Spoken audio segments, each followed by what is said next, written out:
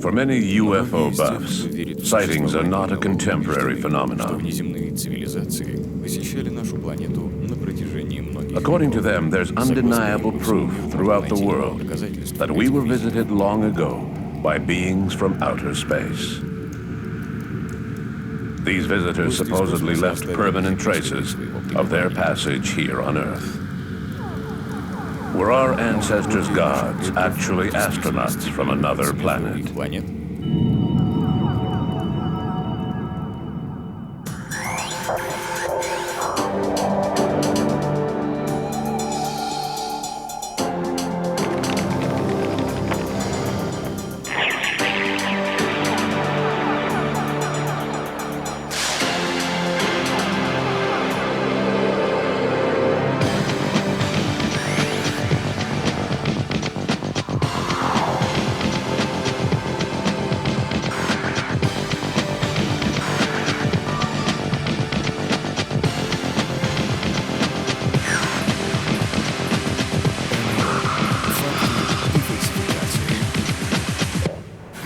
Научный взгляд на таинственный феномен НЛО. Попытка разобраться в необъяснимых на сегодняшний день явлениях. In the aftermath of World War II, the UFO phenomenon became all the rage in the media. At first, it was thought that these unidentified flying objects were Russian or American secret weapons. Then the public began speculating that they were alien spaceships. Apparently, these mysterious visitors were concerned over the invention of the atomic bomb. Then in the 1960s, popular authors threw a spin in the contemporary timeline of these sightings. They explained that aliens had not landed for the first time in 1947, but rather several thousand years earlier. Louis Powers, Jacques Bergier, Robert Charroux, Zachariah Sitchin, and especially Erich von Däniken heralded in this new vision of ancient astronauts. There's another whole area of interest in UFOs, which is usually labelled the ancient astronauts, and most popularised by the author Erich von Däniken, and in fact, actually by a lot of other people even before him. He, as often happens, he was more the person who brought it to the public than actually created much of that in the first place. He certainly extended his researches beyond what a lot of those have done, and I'd have to say I think sometimes some of his researches were, shall we say, a little shaky at times. What he did in real service, more than the evidence he put forward, was that he brought the subject to the fore and he got people interested in it, and some of those people did very good research into it. Ancient astronaut theory basically says that if you like, UFO people or some kind of entities visited the Earth many, many years ago and were part of the formation of our history. There are many possibilities. They could have been the entities that we regarded as our first gods, perhaps. They could be the origins of the human race. They could be the people who created the human race, and so on. And ancient astronaut theory certainly looks back on that as that possibility. The theory of ancient astronauts, which has a very long history, was first introduced to the public in the 1960s, when Louis Pauwels and Jacques Bergier wrote a book on the subject called The Morning of the Magicians, which became a huge success.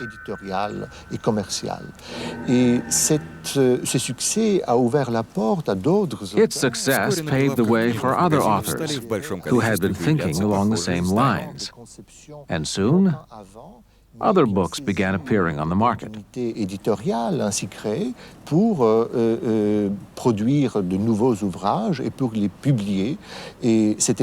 1963, French author Robert Charroux wrote a book dedicated solely to the theory of ancient astronauts.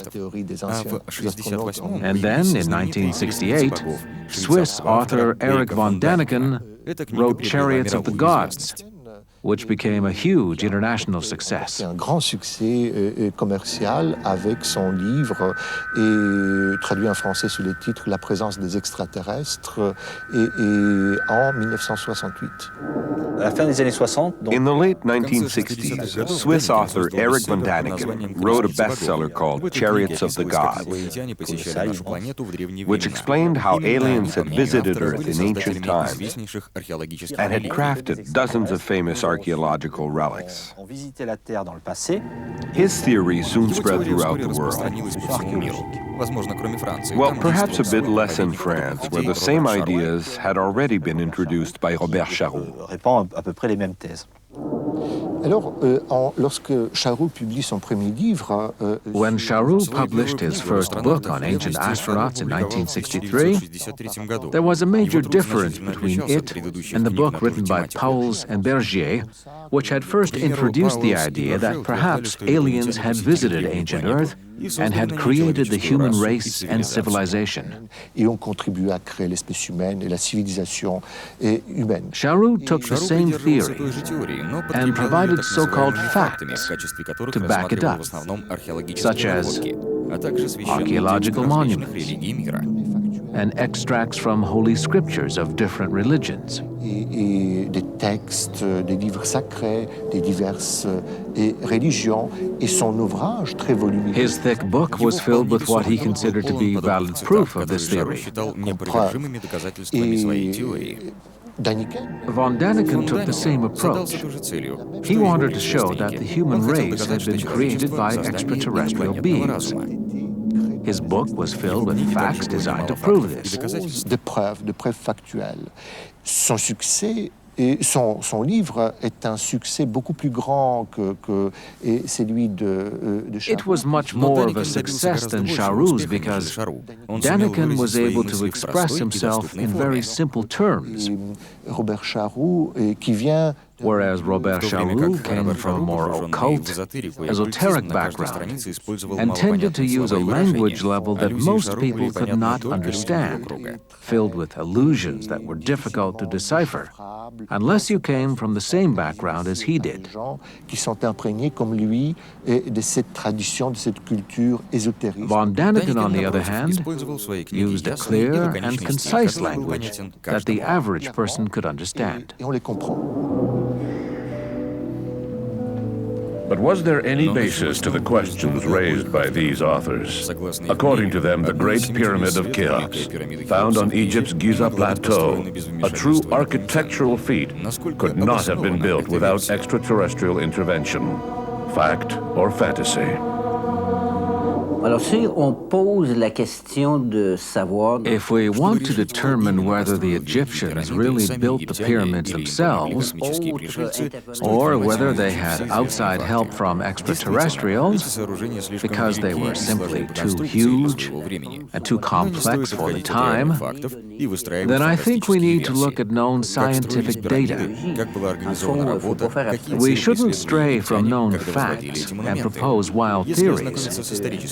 If we look at historical data on how the pyramids were built, how the work was organized, and what goals the Egyptians had in mind when they built these monuments, then I think the facts speak for themselves. Obviously, some of the details are missing, and the more archaeologists investigate, the more the answers they find lead to further questioning. But we don't need visitors from outer space to explain the existence of the pyramids. Évidemment, comme d'habitude, mais on n'a véritablement pas besoin d'intervenants extérieurs pour expliquer ce qui s'est passé. It's easy to talk about extraterrestrials these days. The idea that they exist has been around for a long time. But now they're being seen in a different light. I personally don't believe all those stories about aliens building pyramids or Mesopotamian temples. Explanations were given long ago on how the pyramids were built, and they were more complicated than the Mesopotamian temples, since the pyramids were made from large stones that had to be carried across great distances. The pyramids of Giza were built from stones that may have come from Aswan, a village at the other end of the Nile. There are still quarries in Aswan where you can see the vestiges of these huge blocks that were cut and shipped by barge to the lower end of the Nile to be used in building pyramids. The Sumerians, on the other hand, used sun-dried and baked bricks to make their temples, which was much easier at the time since there were no stones available in their region. How and with what were the stone blocks cut out of the quarries? How were they transported and joined together to the thousandth of an inch, asks von Daniken in Chariots of the Gods. Von Daniken feels that nothing else can explain how builders overcame the difficulties involved in putting together a structure like the Great Pyramid. Imagining that the builders placed 10 stone blocks per day, each weighing about 15 tons, he figured that it should have taken 664 years to place the 2 million plus stones used in its construction. The problem is that von Daniken multiplied the true weight of the stones by 10 and added an extra 300,000 stones in his calculations. Bon, quand on aborde la construction de la pyramide de Khéops ou Khufu, whenever we discuss the building of the Khéops pyramid or Khufu, as it was known in ancient Egypt, the first thing that everyone wants to do, be it students or authors, is to quantify everything. How many stone blocks did they use? How were they moved? How long did it take? These questions can be answered. On average, the blocks weighed about 2.5 tons each. They could have been hauled on a wooden sled by a team of 14 to 17 men. This calculation was based on the time that it took to haul the 2 million plus stones that were required during the time period that we know the pyramid was built. Some blocks were bigger, weighing more than 10 tons, but they weren't used as often. They served primarily for what might be considered the roof. Naturally, these blocks took longer to move, and more men were required to haul them. Apparently, some people prefer to believe that the construction of these extraordinary monuments was due to some mysterious intervention rather than human ingenuity, crafting, and patience. There's something basic that these people are forgetting, and that's the fact that these pyramids and temples were built by thousands of workers at a time when laborers came cheap, if not free, and unions were unheard of.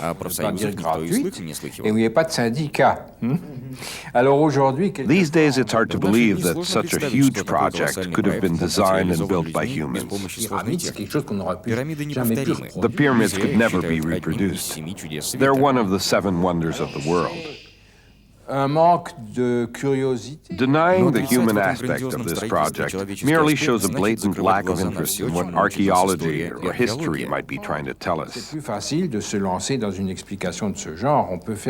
Claiming that a miraculous or mysterious force was behind the project is simply taking an easy way out. Von Daniken even went so far as to say that the Egyptians had no architectural knowledge.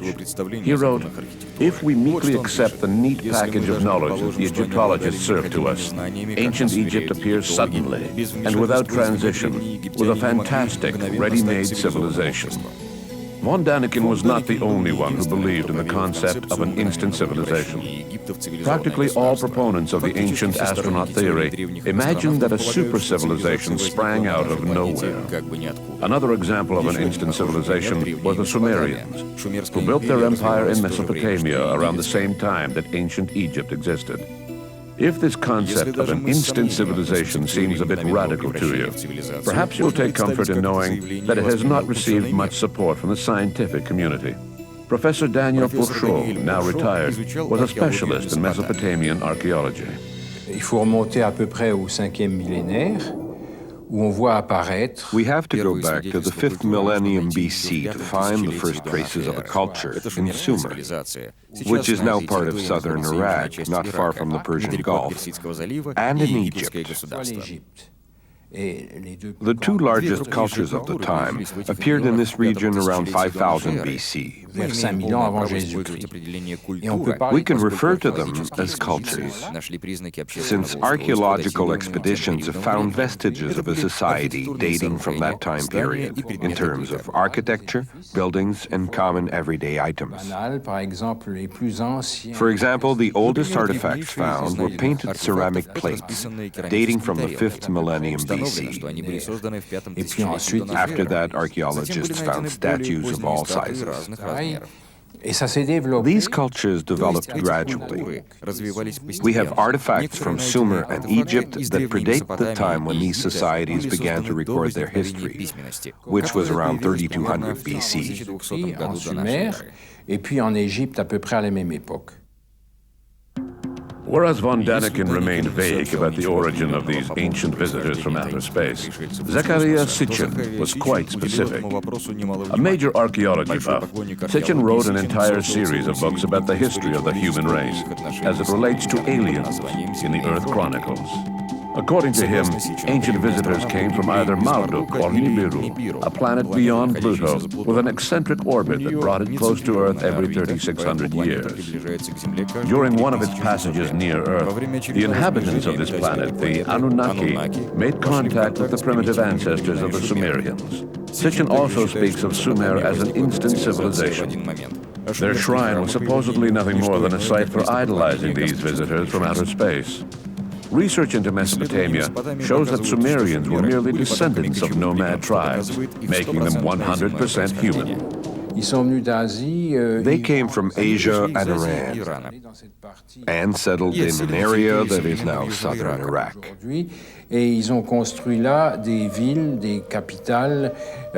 They built city-states like Ur, Uruk, and Lagash, each of which had its own leader. At one point, the leader of one city-state decided he wanted to rule the entire region, which he more or less succeeded in doing. Some city-states were strong and independent, while others were more passive and submissive. There were political movements. This first Sumerian civilization was invaded and occupied by the Gutis, who ruled for a while, but ended up assimilating into the population. There was a subversive movement by Sumerians following attacks by King Sargon. The Sumerians took the upper hand culturally, at least, for a very long time. And in terms of religious practices, they ruled until the Christian era.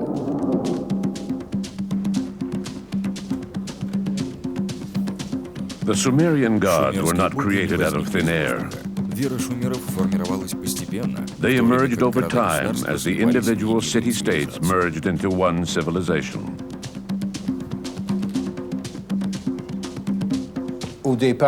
At first, there was a divine trinity, consisting of An, Enlil, and Enku. Each of these gods had been worshipped by an individual city. Eventually, the trinity was replaced by a single god, Marduk.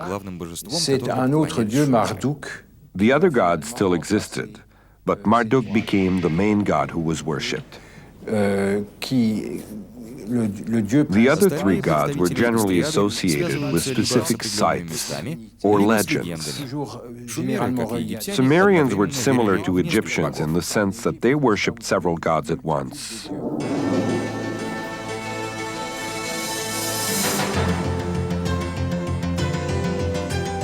Sitchin's most radical concept was that of a 12th planet in our solar system, based on the precept that the sun and moon were considered as planets in ancient times. Professor Michio Kaku, one of the world's most well-known quantum physicists, doubts that any major planet exists past Pluto, the furthest in our solar system. Some scientists have speculated that there is a 10th planet, a planet beyond the orbit of Pluto. Well, beyond Pluto we have what is called a Kuiper belt. These are small pieces of debris made out of ice, a cometary belt, too small to form a large planet. Also, we realized that if there was a 10th planet, it would cause gravitational disturbances. That's how we discovered Neptune. Neptune tugs on Uranus. And that's how, by looking at Newton's laws of motion, by the power of pure mathematics, we were able to locate the position of a hypothetical planet called Neptune. Now, the orbit of Pluto, even though it's eccentric, is calibrated according to Newton's laws of motion. We don't see any large perturbations on Pluto's orbit, other than the fact that Pluto itself has a moon. Given the fact that Pluto has a moon, we can track the trajectory of that two-body system, and we see no basic deviation from Newton's laws of motion. That's why we don't believe that there is a 10th planet. If such a planet had existed, its passage near Earth some 3,000 years ago would have had such a major impact that the effects would still be felt today. A planet with an eccentric orbit would also be sterile, as explains Pierre Bastien, an astrophysicist at the University of Montreal. Une planète avec une orbite aussi excentrique. If a planet existed with such an eccentric orbit, circling the Sun every 3,000 years, approaching as close as the Earth is now, then backing off to a distance more than 100 times the distance between the Earth and the Sun, otherwise known as 100 astronomical units, then such a planet could never develop life forms, certainly not easily, since the conditions required to produce life would be too unstable. Most of the time, the temperature would be too low for life to evolve. Then, for a very brief period of time, a few months perhaps, the temperature would rise high enough to melt some of the ice, only to drop back down to the freezing point again afterwards. These aren't ideal conditions for life to emerge.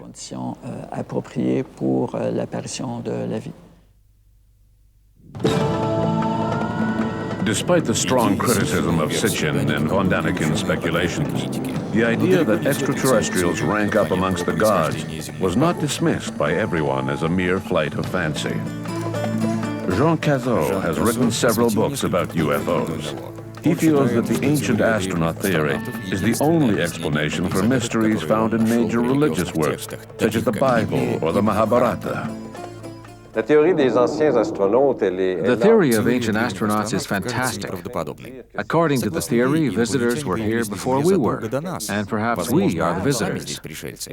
Perhaps we were co-creators of the human race. I'm not saying that the theory jives with the childish view of the Raelians, who simply put a spin on the stories found in the Bible. It's actually quite feasible to imagine that we co-created the human race with extraterrestrial beings who came to Earth to assist in human evolution. One author who supports this theory is Zacharias Sitchin, who points to the Sumerian civilization as an example of this intervention. Another author who supports it is Lawrence Gardner. Personally, I think that it's an incredible theory, one that provides answers to a lot of questions that are raised in reading the Bible. According to proponents of the ancient astronaut theory, the Old Testament abounds with references to these visitors from outer space. The cloud that led the Hebrews out of Egypt was supposedly an alien spaceship, and the Ark of the Covenant, the golden chest used to carry the Ten Commandments, was supposedly a transmitter. If you replace the words archangel, angel, and Yahweh with more modern words, you will see that the stories in the Bible are quite similar to stories we hear these days. Take, for instance, the time when Yahweh presents himself to Joshua and provides him with strategic plans. Yahweh provides Joshua with military advice designed to win a battle, telling him to advance on the left flank and wait for a noise over the trees, which will be Yahweh arriving, kind of acting like a human and not a god. If we look at the story through the eyes of this new theory, we see that it was a real person who appeared over the trees, someone armed with technological and mental abilities far exceeding anything known by the primitive Hebrews who lived 2,000 or 3,000 years ago. If the Bible describes actual events that happened, then it's only natural for us to have questions about those events. But should the Bible be considered as a history book? Nothing is less certain. Who wrote the Bible? What was their motivation? These are basic questions that we need to ask in order to understand the history of the Bible. Robert David at the University of Montreal is an expert on the books of the Old Testament. The scriptures were written over a period of approximately 1,000 years. People in positions of authority had to find a way to carry on their traditions. Scribes were charged with recording some of these traditions, but who wrote them and when, that is what remains at the crux of the controversy. For instance, look at the Torah, the first 5 books of the Bible, which were supposedly written by Moses. It seems quite clear nowadays that Moses didn't really write those. They had to have been written much later. There has been some debate over when exactly these books were written, but it has been concluded that the Torah, as it appears today, was written somewhere around 500 BC. It's estimated that Moses lived somewhere around 1200 to 1250 BC, which means that the traditions were carried down verbally for close to 700 years. Very little was written down at the time. When I say that, we need to keep in mind that these books were not presented as news stories back then. There was no such thing as journalism at the time. Certain people were charged with writing down the specific objectives of a community, which was generally to spread the word that Yahweh was God, the God. The books of the Old Testament were written from a certain perspective relating to the Torah, and this perspective was continually changing with each author. They were not objective. In fact, they were quite subjective, since their writings pertained to a specific community.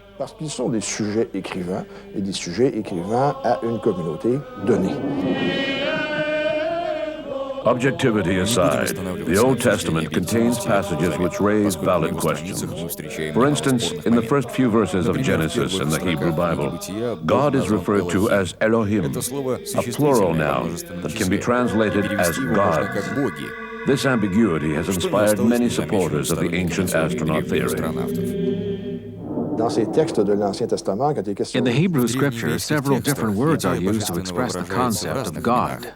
Yahweh is the proper name used, but you can also find the expressions El, Elohim, and Elohah. I know that the word Elohim is often used by supporters of alien theories, with the claim that Elohim means gods, so it must mean extraterrestrial.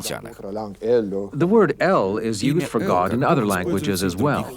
The plural form, Elohim, is used in 2 different ways in the Old Testament. The Hebrews used the pluralized form of Elohim to refer to gods and divine beings. So when the text speaks of foreign gods, such as Canaanite gods, Elohim is used in a pluralized form. On the other hand, when the text speaks of the God of Israel, the word Elohim is always used in the singular. The suffix him isn't only found in the name Elohim. It is also used in 2 or 3 other Hebrew words. It expresses a concept similar to the royal we, conveying the majesty and supremacy of this God. That's why the verbs appear in the plural form.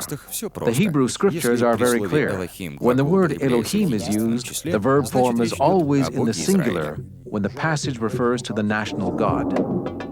Can we find the same clarity in reference to chariots of the gods?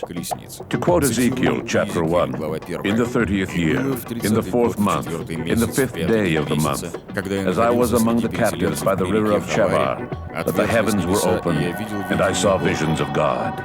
I looked, and behold, a whirlwind came out of the north, a great cloud, and a fire enfolding itself, and a brightness was about it. And out of the midst thereof came the likeness of 4 living creatures, and this was their appearance. They had the likeness of man, and every one had 4 faces, and every one had 4 wings, and their feet were straight feet, and the sole of their feet was like the sole of a calf's foot. Through the eyes of a generation used to the idea of space travel, this passage could easily be interpreted as the arrival of a UFO. But is Ezekiel's vision so different from others found in the Bible that we need to resort to aliens to explain it? And what are we to make of Elijah's ascension to heaven in a chariot of fire? Was this merely an allegory, or was it really the first alien abduction, as some people claim? The whole chariot issue is something altogether different. Israelites lived in the mountains in biblical times. They obviously don't live there now, but they did back then. They didn't own chariots. They fought on foot. Their enemies were the ones with the chariots, like the Canaanites, who lived on the plains, where it was flat enough for chariots. Since the Israelites didn't live on the plains, they didn't have chariots. The Egyptians, Canaanites, and Babylonians were the ones with the chariots. Chariots were a symbol of power. With a chariot, you could travel quickly from one place to another. Generally, chariots were used symbolically in the scriptures. And here I'm thinking of Elijah and Elisha, since they were closely linked at the time. Elijah fought in the name of Yahweh against Baal, the god of Canaan, and against other pagan gods. One way to portray Elijah as a fighter is to put him in a chariot. That's how you win against great armies. This concept of a chariot of fire came from Deuteronomy. Whenever the author of the book of Deuteronomy wants to indicate the presence of God, he uses the fire symbol, as in, the Lord thy God is a consuming fire. It's a universal symbol. If we look at religions throughout the world, we see that fire is a symbol of God. There's a reason why we light candles and burn incense. They are associated with fire. So the reason why Elijah is portrayed on a chariot of fire is because he has been fighting in the name of God. The story could be interpreted literally, but I think the chariot is more symbolic than anything. The same applies for Ezekiel. The temple was destroyed, and the people were exiled. The Bible gave the impression that God lived in the temple. So when the temple was destroyed, what became of Yahweh? Ezekiel somehow transferred the Shekinah, the presence of God, to Babylon. How did he manage that? The concept of Yahweh was just as imaginary as Baal was to the Canaanites. These gods didn't walk on earth. They moved on clouds. One way to transfer the presence of God from the temple to Babylon was on a chariot. It was used as an element of combat once again because he was going up against the Babylonian gods, and he had to invoke God in their community. It was strictly symbolic. God didn't move around in a rocket. At least I don't think so.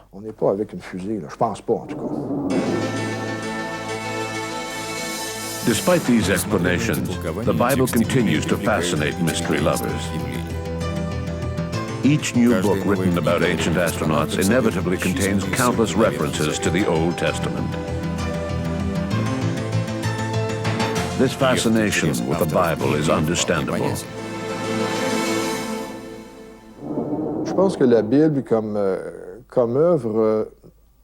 As a man-made creation, the Bible attests to the incredible history of the human race. People are always quoting the Bible because it's a monument of sorts, accessible to all as compared to other books that are more difficult to comprehend. The Bible is easy to obtain, to read, and to understand to a certain degree. There are a few passages that aren't quite clear, but in general, it's not hard to understand.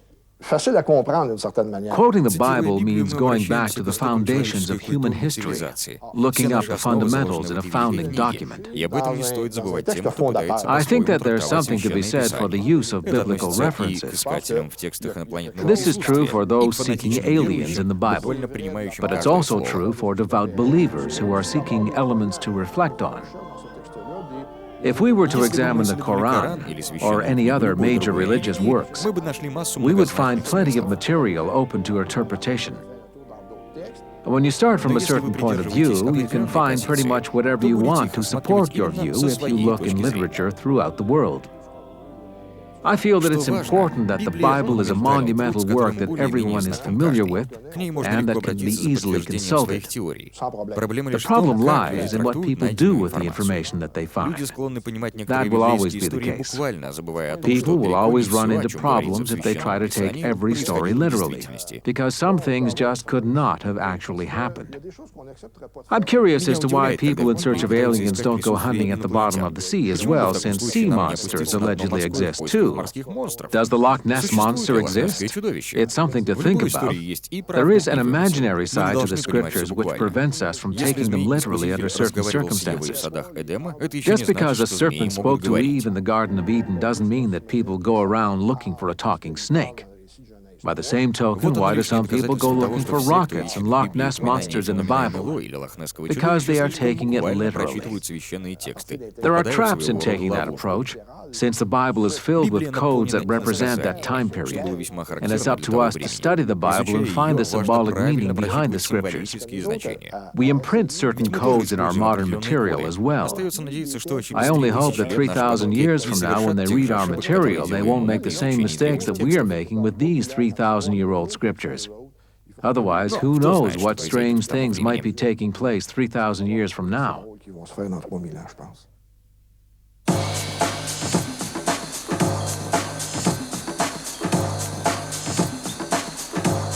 Ruins in the jungles of Guatemala and the Yucatan can bear comparison with the colossal edifices of Egypt. With this statement, von Daniken takes us into the world of the Mayans, who disappeared at the peak of their civilization sometime between the 7th and 10th centuries. Their cities are now buried deep in the jungles of Central America.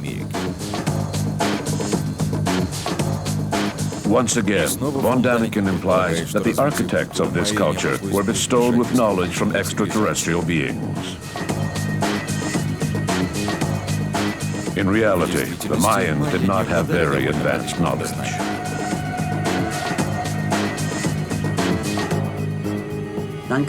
Mayan temples were built using very simple mathematical shapes, like the square, the rectangle, and the triangle. The direction the temples faced depended on the solar system, as they knew it at the time. It's easy to jump to the conclusion that these temples are evidence of hidden knowledge. But as far as I'm concerned, that would be faulty reasoning. I would like to see proof of this mysterious hidden information. The proof is spoken of, but never described. Conclusions are presumed without facts to back them up. The way that the Mayan culture was organized and their day-to-day life did not point to a highly complex society. On the contrary, they were barely more than an agricultural society.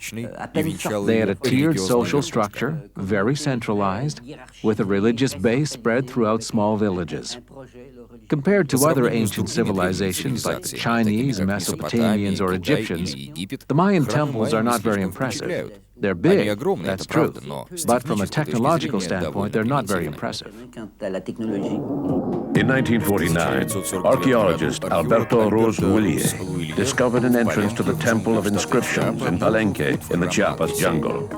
Willier did not get deep inside the temple until the summer of 1952. He discovered the tomb of King Pakal, which revolutionized Mayan archaeology and added fuel to the controversy over ancient astronauts. The lid of King Pakal's sarcophagus was adorned with a scene of a spaceman at the controls of his craft. At least that was Eric von Daniken's interpretation of the stone carving.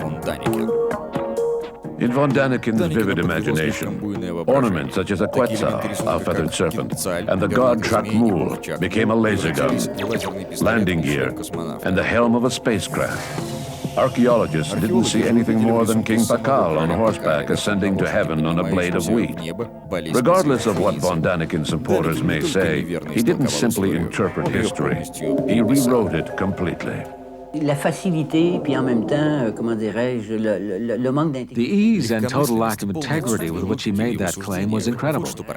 He came up with an instant interpretation with no regard whatsoever for the culture and civilization that had existed at the time. The designs and geometric shapes of the stone were typical of artwork found elsewhere during that period.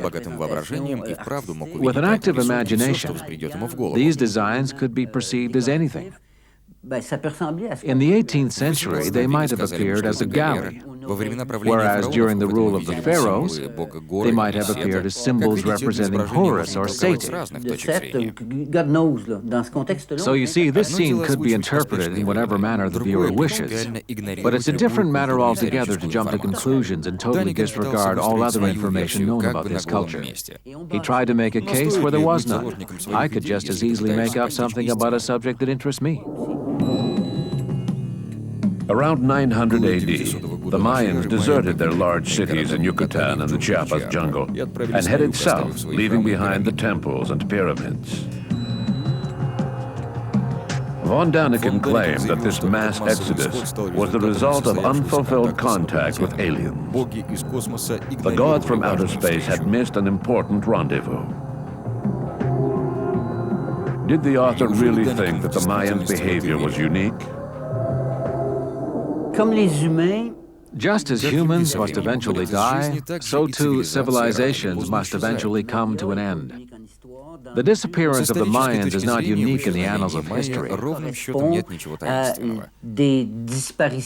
There were other disappearances as well. For instance, some species of animals disappeared, and also other civilizations, like the Sumerians, whose civilization crumbled at the end of the 3rd millennium.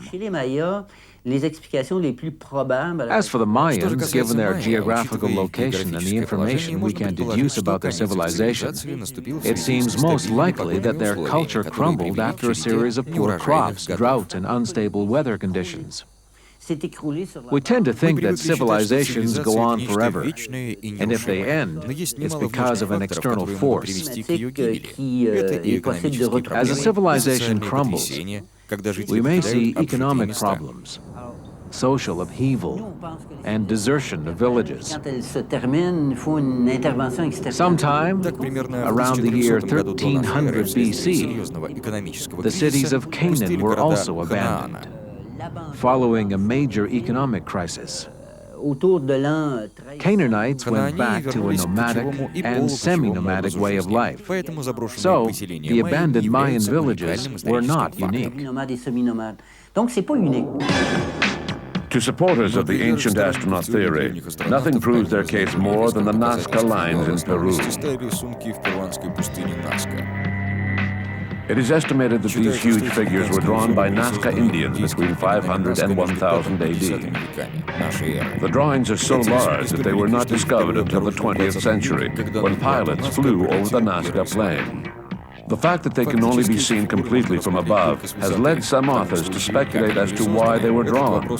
What if they were markers or landing strips for gods? We know that mathematically and geometrically, it's relatively easy to build a straight line over a very long distance. We've seen it done here in this area, and also in the southwest United States, where highways were built in a straight line between cities, passing over hills and valleys, using markers such as sticks and fires. The Romans measured land as they built their famous roads, without the assistance of aliens.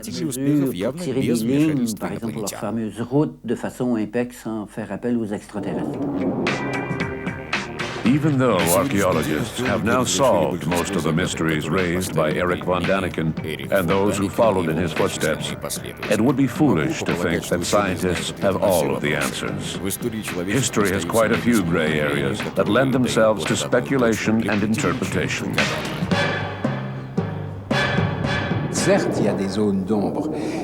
Obviously, there have been gray areas where questions have been raised and we've been unable to find the answer through archaeology or ancient writings.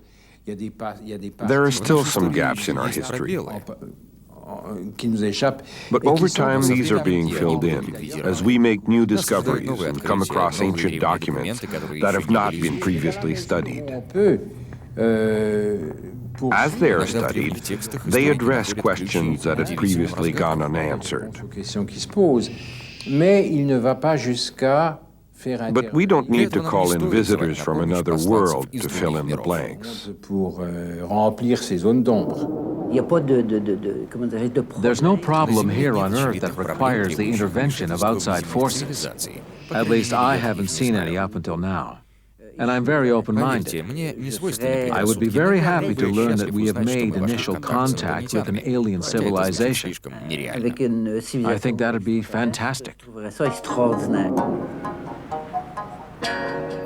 But if the arguments proposed by von Daniken and Sitchin don't hold water, then why is the ancient astronaut theory still so popular? Spending hours and hours with your nose buried in old documents, doing serious research to find out what happened in the past and what objects were used for is not very exciting work. On the other hand, writing a novel filled with fanciful and mysterious ideas, that's a lot more exciting. It has an element of suspense. There's not much suspense in history books, but there's plenty of suspense in those novels.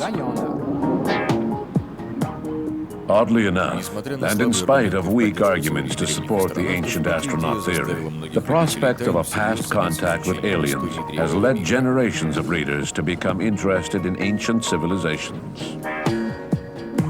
Without this suspense found in books by von Daniken and others following in his footsteps, these mystery lovers would never have discovered the Sumerians, the Mayans, or the Nazca Indians. Eric von Daniken is without a doubt a lousy archaeologist. But interestingly enough, his theories have forced historians to join the debate and explain their material in layman's terms. If it weren't for aliens, these men of science probably wouldn't have stepped down from their ivory tower. It's August 15, 1977. Astrophysicist Jerry Ullman is scanning the cosmos with his radio telescope at the University of Ohio. It is connected to a 100-meter-long antenna used by the SETI project, whose goal is to listen to the cosmos in the hopes of discovering a message of alien origin. Glancing briefly at the data printout, the astrophysicist is shocked by what he sees. A few minutes earlier, at exactly 11:16 p.m., a strong radio signal was captured. Ullman is so surprised that he even writes the word "wow" in the margin.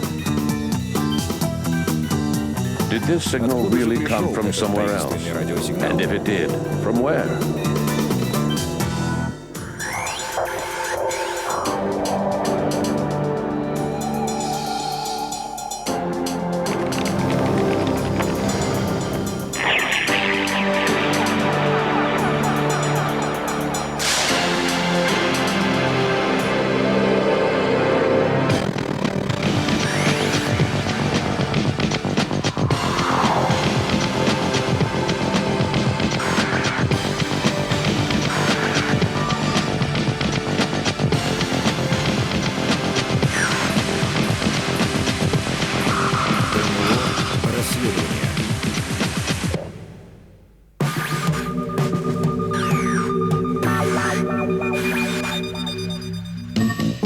most people, the expression unidentified flying object brings to mind images of interplanetary spacecraft. However, the theory that aliens exist has met with many objections. Some scientists will even say that it's nothing more than nonsense. According to them, if we consider the vast distances that separate the stars, it is ridiculous to think that aliens could be visiting us. For instance, if we look at the star that is closest to our sun, Alpha Centauri, we see that it is slightly more than 4 light years away from Earth. In other words, it is as far as light would travel in 4 years. Since light travels at a speed of 300,000 kilometers per second, we're talking about a distance of approximately 38 billion kilometers. That would be the number 38, followed by 12 zeros. Even if we could imagine an alien civilization capable of traveling at close to the speed of light, they would take at least 4 years to get to our planet and another 4 to get back home. And if they decided to trade in their spaceship for a car driving down the highway at 60 miles per hour, our intergalactic travelers would take 120 million years to cross the same distance. And to do what? To butcher a few cows in the U.S. Midwest? To kidnap a Boston postal worker? To gather a few samples of lavender in France? Let's get serious. We now know, based on certain criteria, that Alpha Centauri cannot have any habitable planets orbiting it. This means that if aliens do exist and are visiting our planet, they must have come from somewhere else, somewhere much farther away. But where could that be? We might be getting off track. It might not be as far away as we think. The speed of light might not be as absolute as astrophysicists claim, and somewhere else may turn out to be nowhere. The universe has by no means revealed all of its secrets. The UFO problem raises two questions with regards to aliens. First of all, do intelligent life forms exist in the universe? Secondly, do they have the means to visit us? In terms of biochemistry, life as we know it is like a cake recipe. Certain ingredients are required. Professor René Racine is considered by many as one of Quebec's leading astronomers. Я не эксперт, но, как и многие, считаю, что жизнь основана на наличии I'm no углерода. expert, but they think that life is carbon-based, and only a mixture of elements such as carbon, nitrogen, oxygen, and hydrogen could produce life, or the level of molecular complexity necessary to generate life forms. Превращается в песок. Other combinations also exist. For instance, silicon mixed with oxygen gives sand, как, скажем, кровь, которая but it's состоит из far смеси from being углерода, as malleable азота и and fertile кислорода. as, say, blood, for example, which is composed of carbon, nitrogen, and oxygen.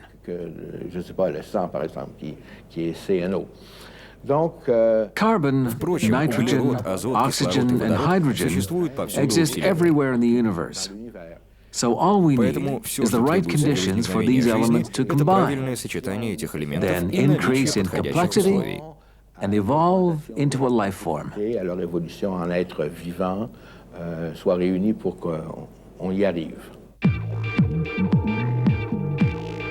Obviously, simply mixing elements such as hydrogen, oxygen, and carbon together is not enough to spark the complex process that produces life. Going back to our cake recipe, tossing a couple of eggs, some flour, and sugar into a bowl, and mixing them together doesn't give us a cake. The mixture needs to spend a certain amount of time cooking in the oven at a specific temperature. In cosmic terms, the equivalent of the cooking process for this hydrogen, oxygen, and carbon mixture is referred to as planetary conditions. We need to understand that the conditions required to create this biological or living soup are very precise. There's the time element, the stability of the planet's orbit, and surface temperatures. And it's hard to find ideal conditions where all of these elements coexist. We've known that for a long time. It makes us realize how incredibly unlikely it was for life, especially intelligent life, to emerge here on Earth. And yet, it happened. To be more precise, it's believed that a planet's surface temperatures must allow for biochemical reactions to take place. Therefore, they must remain within a certain range. They have to stay between water's freezing point and evaporation point, for example, since water is an essential element. And the orbit of the planet, or the object on which a life form might develop, must be very constant. Planets orbit around stars, just like Earth orbits around the Sun. And if the distance between the planet and its star varies over time, surface temperatures will change. Now you can see why we are so concerned with the effects of an increase in temperature on Earth's ecosystem. Even a change of 1 or 2 degrees can have a catastrophic result. To keep the temperature constant, it's crucial that Earth's orbit remain as circular as possible. Earth is always the same distance from the Sun within a 1% margin. That's just one example among several others. From our observations, we now know that when planets or other protoplanetary objects form around young stars, there is a dynamic of intense agitation. And it's not easy to explain how a solar system such as ours could have come about, in which there are 8 or 9 planets, if we include Pluto, whose orbits are nearly perfectly circular. So those are the conditions, and I've given you an idea of how difficult it is for all of those conditions to be present at once. It happened here in our solar system. There was a planet called Earth, just the right distance away from its star for the water to maintain its fertile properties. Water can be too hot or too cold. The temperature of Earth's water may not have been ideal at first. The Sun may have been hotter in the beginning. Mars might have had a relatively high surface temperature. There may have been arch biology on Mars. Who knows? The point is, it's very difficult to meet all of the conditions at once. In the early 1960s, scientists were optimistic about the existence of extraterrestrial life forms. They used planetary conditions found here in our solar system as a model, believing that the same model must exist everywhere else in the universe. But recent discoveries of planets outside of our solar system have put a damper on their optimism. It seems that stable planetary systems are actually a lot rarer than we had thought up until now.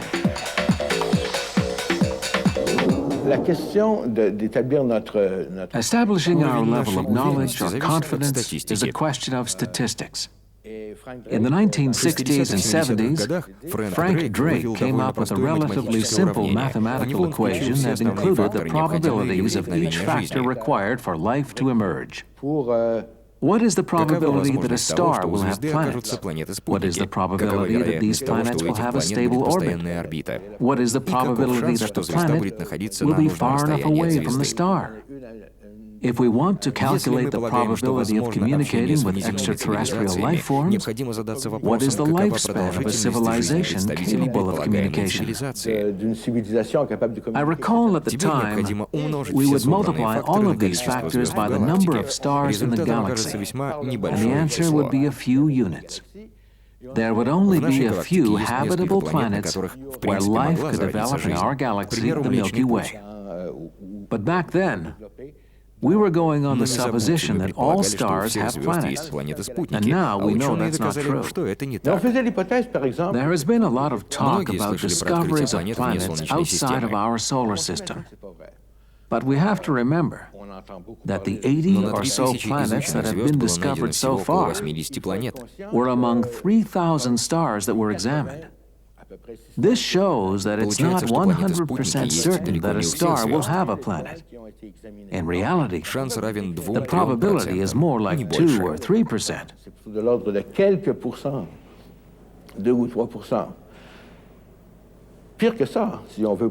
What's even worse, if we include in our probabilities the total number of planets discovered around stars, there are planets whose orbit is irregular, or elliptical, or whose surface temperature varies between 100 and 300 degrees Celsius, not over a period of millions of years, but over a period of weeks or days.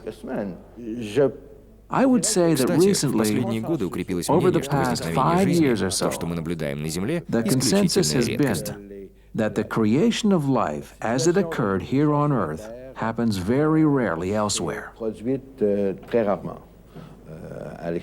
L'optimisme de Drake, au début, eh bien, était basé sur... Drake's initial optimism was based on the fact that there are over 10 billion stars in our galaxy. D'étoiles. Alors, à ce moment-là, les chances qu'on en trouve quelques-unes... At the time, it was believed the chances were pretty good of finding stars with planets orbiting around them. Les planètes qui tournent autour de ces étoiles-là, eh bien, pourraient quand même être significatives. Mais, we have since discovered a lot of massive planets. But according to the basic criteria, these massive planets could not have formed close to their star. Massives-là, bon bien, ne peuvent pas être formés près de leur étoile. They would have had to form far away from the star, like Jupiter did in our solar system. Jupiter is 5 times further away from the Sun than the Earth is. So these massive planets must have moved closer to their star over time.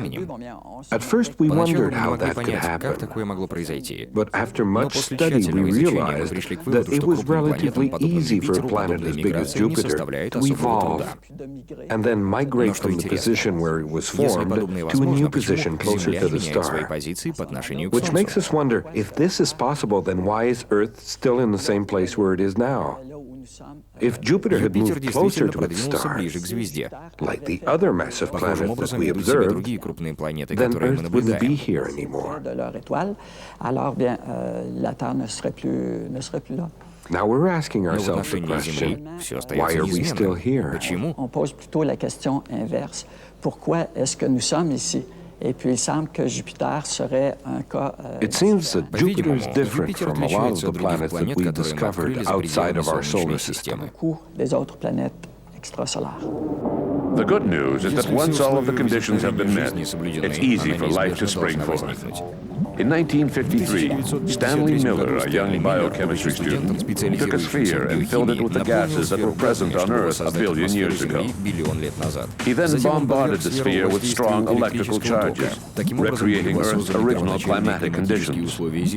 At the end of the experiment, Miller observed that his mixture had become enriched with an additional substance, amino acids, the building blocks of life. Miller's experiment proved that it was possible to create life from inorganic matter. As for the transition from organic life to intelligent life, it was just a question of time and ability. To help you understand this long process, let's imagine the Earth's entire evolution reduced to the length of a 24-hour day. If we start with the formation of the planet Earth at 12 a.m., then life does not appear until 5 a.m. The planet takes all day to develop, and the first mollusks do not appear until 8 p.m. Dinosaurs don't show up until 11 p.m. Then our human ancestors appear on the scene at 11:55 p.m. On this scale, the Industrial Revolution was a mere hundredth of a second, and space exploration has only been taking place for 3/1000ths of a second. If we try to imagine this long process taking place on another planet, it is almost certain that the original life form will eventually evolve into an intelligent species. However, it is highly unlikely that it would lead to humanoid beings. Unlikely, but not impossible. Michio Kaku is a professor of theoretical physics at the University of New York. Exobiologists, that is, biologists that look for perhaps intelligent life forms on other planets, say that there are really three ingredients for intelligence, just three.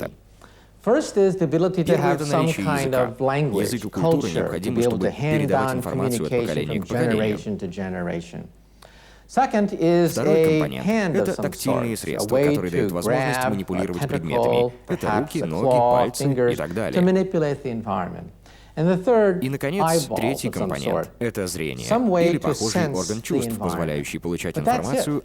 Eyesight of some sort of grappling instrument, and some sort of culture, communication, language. Beyond that, anything goes. Look at the animal kingdom on the planet Earth. There are many animals that could, given a few million years, probably become intelligent. Octopus, for example, they have tentacles. Lobsters have claws. Mammals, if they had opposable thumbs, they would be able to manipulate the environment. Just on the planet Earth, we have a fantastic variety of animals without 2 eyes, nose, mouth, ears, chin, forehead in the exact proportion of a human. Therefore, when I see a picture of an alien that looks just like us, I tend to think that these are simply memories of 1950s science fiction movies when we saw bug-eyed monsters. Even on the planet Earth, the diversity of life forms is fantastic compared to what we see in science fiction movies. I would be more convinced if I saw an intelligent octopus or intelligent lobster. I would really be quite impressed if somebody says they were abducted by an intelligent octopus. If anatomical shapes are infinite, then what about intelligence level? Can you imagine what an extraterrestrial civilization 1,000 or 10,000 years ahead of us might be like? We physicists believe that when you look in outer space, we have type 1, type 2, and type 3 civilizations. A type 1 civilization is perhaps 100, 200 years more advanced than ours. They control planetary energy, anything involved with the planet, the weather, perhaps earthquake and volcanoes, they can control. However, eventually, they expand by a factor of 10 billion to have the power of a star. They control solar flares, a type 2 civilization. A type 2 civilization can roam across parts of the galaxy. They have the power of thermonuclear fusion, the power of stars themselves. Eventually, they exhaust the power of a star, and they become galactic. They become type 3. They have tremendous access to huge, vast regions of our galaxy. A type 2 civilization is 10 billion times more powerful than type 1. A type 3 is 10 billion times more powerful than type 2. But on this scale, what are we? We are type 0. We get our energy Энергию мы from получаем из dead мертвых plants. растений. We Мы can only можем только мечтать speculate о what it настоящей would be to планетарной be like a цивилизации, planetary об использовании civilization, to be энергии able вулканов и to energize землетрясений, о volcanoes контроле and над earthquakes and климатическими change the weather условиями. at will. If such civilizations exist in the universe, what do these beings look like? And how can we detect their presence? In the early 1960s, anxious to obtain an answer to this question, scientists set up an ambitious project designed to listen to space.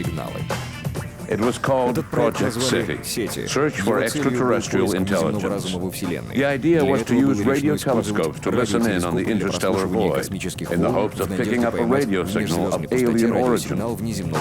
Here on Earth, we use radio waves in practically all forms of communication. If extraterrestrials were living on a planet orbiting the star Zeta Reticuli, some 30 light years away from Earth, and doing the same experiment, they would just now be picking up old episodes of Hawaii Five-0 or The Invaders. SETI researchers had to choose a specific wavelength to listen in on. For convenience sake, astrophysicists decided to choose a wavelength that was equivalent or close to that of hydrogen, the most common element in the universe. So they chose 1420 megahertz. Since then, space has been hopelessly silent. Apart from a few abnormalities, like the signal picked up on August 15, 1977, which was dubbed the WOW signal, Project SETI has not recorded any signals that could be indisputably interpreted as a message from alien intelligence. The apparent failure of Project SETI has led several scientists to conclude that there are no advanced civilizations anywhere in the cosmos, a conclusion that some feel is a bit premature. Many scientists look at the SETI program and they say, see, we've scanned the heavens and we see no evidence of any intelligent life in outer space. Well, I don't think so. I don't think that perhaps in the next century we'll find any usable signal from outer space. First of all, we've only scanned perhaps 100 light years from the planet Earth in some detail. Our galaxy is 100,000 light years across. And galaxies are tens of millions of light years distant. So we've only scanned a small neighborhood of our galaxy. Second of all, we've only looked at frequencies near the frequency of hydrogen. That's silly. This goes back to the person who lost his key. A person who drops his key will often look next to a lamppost. But if you say to the man, why are you looking next to a lamppost? You dropped your key over there. The person will say, well, that's where the light is. There's no light over there. Therefore, I will look over here. We look at hydrogen frequencies because they're convenient. However, we don't think, scientists don't think that these aliens will communicate at hydrogen frequencies. Perhaps they use laser technology. We've only barely begun to scan other frequencies. Therefore, we have to look at the broadband. Also, when you communicate across vast distances, we sometimes take a signal and chop it up. And then we send each piece, and it reforms at the other end. That's how the internet works. Email is chopped up, sent to various cities, and is reformed at the other end. But if you were to intercept one fragment of email, you'd get nonsense, gibberish until it's reformed. Therefore, in outer space, they probably send signals not on one frequency, but perhaps on the entire spectrum, so that a passing star will not interrupt the entire signal. Then at the other end, they reassemble the signal. If you were to listen in on the signal, you would hear gibberish, nonsense. In other words, we could be in the middle of an intergalactic conversation, and we wouldn't even know. Our technology is so primitive. We look on simply one frequency. Any advanced civilization will send messages across all frequencies in order to compensate for passing stars, passing stellar explosion, static, and interference. That's real science. However, scientists sometimes judge alien technology on the basis of what we can do, not on the basis of what a Type 3 civilization, millions of years more advanced than ours, can do. A lot of UFO followers find scientists' attitudes to be somewhat of a paradox. On one hand, efforts are being made to listen to space in the hopes of picking up an alien signal. And on the other hand, scientists do not seem to be particularly interested in the UFO phenomenon. From an objective point of view, we must admit that there has been no solid proof linking this phenomenon to visits by extraterrestrials. But the theory is still valid. Unfortunately, too many scientists continue to view this theory as nothing more than a popular fantasy. To defend their view, scientists cite the Fermi paradox. 50 years ago, Nobel Prize winner Enrico Fermi, an Italian physicist, a friend of Einstein, once said, "If there are extraterrestrials, where are they?" In asking this question, Fermi wanted to point out to his colleagues that if life was as widespread in the cosmos as they believed it was, then it was reasonable to think that civilizations far more evolved than us existed. According to Fermi, several of those civilizations should be technologically advanced enough to visit us. By Fermi's logic, given the fact that extraterrestrials have not yet landed on our planet, it must mean that they don't exist. This rather radical statement became known in scientific circles as Fermi's paradox. From there, it was only a quick leap to say that people who believed they had met extraterrestrials were delusional. As for the credibility of a witness, or the assessment of a witness's credibility, Enrico Fermi's name was often mentioned, saying, "Listen, if extraterrestrial beings had visited us and were among us, we wouldn't be sitting here discussing it. It would be obvious. We need only look at the example of Europeans arriving in North America in the 15th and 16th centuries. It didn't take years for news to spread to the West Coast that ships had arrived in the Gulf of St. Lawrence. It would be the same thing in modern times. If extraterrestrial beings were visiting Earth, which is highly unlikely, then they would be on television. They're not that shy. The problem with Fermi's paradox is that it considers alien visits in terms of our expectations and not reality. Extraterrestrials may already be among us, unbeknownst to us. There is the famous Fermi paradox. That is, if there are extraterrestrial beings out there, then where are they? Well, take a look at this. Let's say we have an anthill in the middle of a forest. And right next to the anthill, they're building a 10-lane superhighway. And the question is, would the ants be able to communicate or understand what a 10-lane superhighway is? Would the ants be able to understand the technology, the intentions of beings building a 10-lane superhighway right next to the ants? Let's say, however, you go down to the ants and you say to the ants, I bring you trinkets, I bring you beads, I bring you knowledge, I bring you nuclear energy, I bring you DNA technology, I bring you utopia, take me to your leader. Is that what you say when you bump into ants? No. Нет. Most people Увидев simply муравейник, мы step on a few перешагиваем of через them. него и идем Now, дальше. if we are really a Понимаете, что я type хочу сказать? zero civilization, and beings of a Будучи type 3 цивилизацией нулевого типа, мы civilization не can имеем soar права ни across на что претендовать. hyperspace, they are perhaps millions Дистанция of между years нами и more муравьями advanced вполне than us. сопоставима с The расстоянием distance между between нами и us and цивилизацией ants третьего типа. would be the same comparable Если мы distance заявляем, что between они type должны 3 посетить нас and прежде a всего, type это 0 говорит о нашем civilization. высокомерии и In other words, невежестве. we are so arrogant, we're so conceited that we say they must visit us. We're so Мы important настолько важные that they're going персоны, to что другие interrupt all цивилизации their должны забросить business все свои just дела to и come to отправиться us к нам, and чтобы give us a поделиться little с bit нами of своими super знаниями, technology. своими I don't think супертехнологиями. so. Я так не думаю. Again, Вспомните ants муравьев. looking at a Им 10-lane нет никакого superhighway, дела до шоссе. they would first of all Они не not even поймут, know что what a это не что highway иное, is. как средство They would коммуникации. not be able to А detect вот the если бы они presence смогли of это a highway, осознать, understand скорее their всего, они бы тоже communication. And удивились, even if they почему did, это люди не would идут the к ним ants в say, муравейник. why don't they visit us? Why don't they И come не and несут bring us им this эту чудесную fantastic технологию technology of строительства ours? дорог. I Подобные don't think рассуждения so. просто смешны. Other than the question of perception, scientists point to physics-related problems to disprove the theory that we are being visited by extraterrestrials. Their main argument, of course, is the expansive distances that separate the stars, which seem at first glance uncrossable, even traveling close to the speed of light. In physics, we have something called the giggle factor. That is, anyone talking about UFOs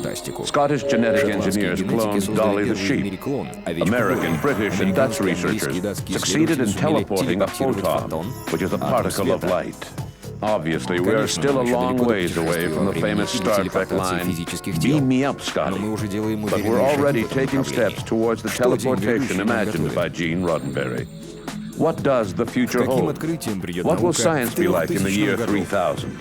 What might be the science of a civilization 100,000 years more technologically advanced than we are? On Star Trek and many science fiction movies, we see an emerging Type 2 civilization. The Federation of Planets is Type 2. They have colonized a small fraction of our galaxy. However, they live in fear of a Type 3 civilization on their program called the Borg. The Borg are a Ее genuine представители type способны 3 перемещаться между civilization. звездными They are системами. galactic. They go between star systems within the galaxy itself. We Мы, physicists физики, have ищем в looked космическом carefully for пространстве type следы 1, всех трех type цивилизаций. 2, and type 3 civilizations in outer space. For example, К примеру, a type 2 цивилизация второго типа civilization может may существовать в have what некой is сфере, called a заключенной в Dyson звезду. sphere. A Dyson sphere Таким образом, они могут encapsulates an entire использовать ее star. энергию. They are able А to эта use the энергия в entire миллионы раз energy превышает энергию, output of a получаемую star, планетарной which in turn цивилизацией. is about 10 billion times the energy that is contained within a planetary civilization, a type 1 civilization. We've looked for them. Даже если Even они if не they хотят try быть to cloak обнаруженными, они по themselves определению and должны hide подчиняться themselves, закону they сохранения must obey энергии. the Они second должны law of излучать свет, потому thermodynamics. что они They потребляют must энергию. emit waste heat. In the infrared, we've looked for them. We've looked for the Именно этот infrared свет, signature инфракрасное of излучение Dyson сферы мы spheres in ищем. outer space. Unfortunately, К at the сожалению, на present данный time, момент we наши have поиски found пока no остаются evidence of бесплодными. type 1, type 2, or type 3 civilizations. But we Когда physicists, физики when we look in занимаются outer space, исследованием we космоса, don't look for little прежде всего green они men. ищут источники We look for энергии, которые в сотни civilizations миллионы on раз the basis превосходят of те, которыми energy. располагаем Energy мы. hundreds, Цивилизация первого thousands, типа millions опережает of years Землю на ahead of ours. 100-200 лет. A type 1 Кстати, мы civilization являемся is about свидетелями 100 ее to 200 зарождения. years ahead of ours. You can already see the beginning of it. The Internet Интернет is – the прообраз birth of a коммуникации type 1 грядущей telephone цивилизации system. первого The типа. European Union Европейский is the Союз birth of – a признак type 1 экономики economy. планетарной цивилизации. English Английский and a few язык – European язык цивилизации, languages are который the мы когда-нибудь foundation of станем. a type 1 language. A type 2 Цивилизация второго civilization типа is perhaps опередила нас на 5,000, 5-10 тысяч 10,000 лет. years Даже more просто advanced развиваясь than во времени, ours, через 10 because тысяч лет growing at они a увеличат свои simple возможности по 3% добыче rate энергии в of their 10 gross тысяч domestic раз. product, they would attain Что же stellar касается energy цивилизации on a третьего scale типа, perhaps то она опередила 10,000 нас на years. сотни тысяч, A type возможно, 3 на миллионы лет. civilization would be perhaps Этими данными я хочу лишь 100,000 подчеркнуть, что to многие a ученые million допускают досадную years more ошибку. advanced than ours. My point is very Они пытаются simple. оценить возможности When we других look at outer цивилизаций с space, точки you зрения cannot нулевой judge aliens цивилизации, by каковой type мы в 0 настоящее время technology. являемся. We assume that При aliens этом are мы nothing but полагаем, an что advanced инопланетяне type — это 0 та же нулевая civilization. цивилизация, возможно, However, чуть более once you attain развитая. type 3 Однако, status, как только you цивилизация have достигает access to what третьего is уровня, called она the получает Planck доступ energy. к недоступным нам The Planck источникам energy постоянной is 10 энергии. to the Постоянная 19 billion энергия — это electron огромное volts. That's количество one with электронов. 19 Представьте zeros цифру after it. с 19 That's a нулями. quadrillion Такая times энергия more по мощности powerful than our в most квадриллион advanced раз atom превосходит smasher. современные At the земные Planck energy, энергетические it may ресурсы. be possible При to наличии bend подобной time энергии into a можно pretzel, управлять временем, punch можно a hole пробить in дыру в space пространстве and и leap выйти в 11-е into the 11th измерение. dimension.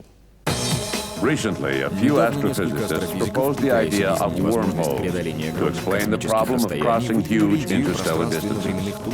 In theory, these wormholes are like tunnels that allow passage from point A in the universe to point B using a shortcut. They are a pathway for interstellar travelers. In Einstein's general theory of relativity, space-time is like a fabric, like a sheet of paper.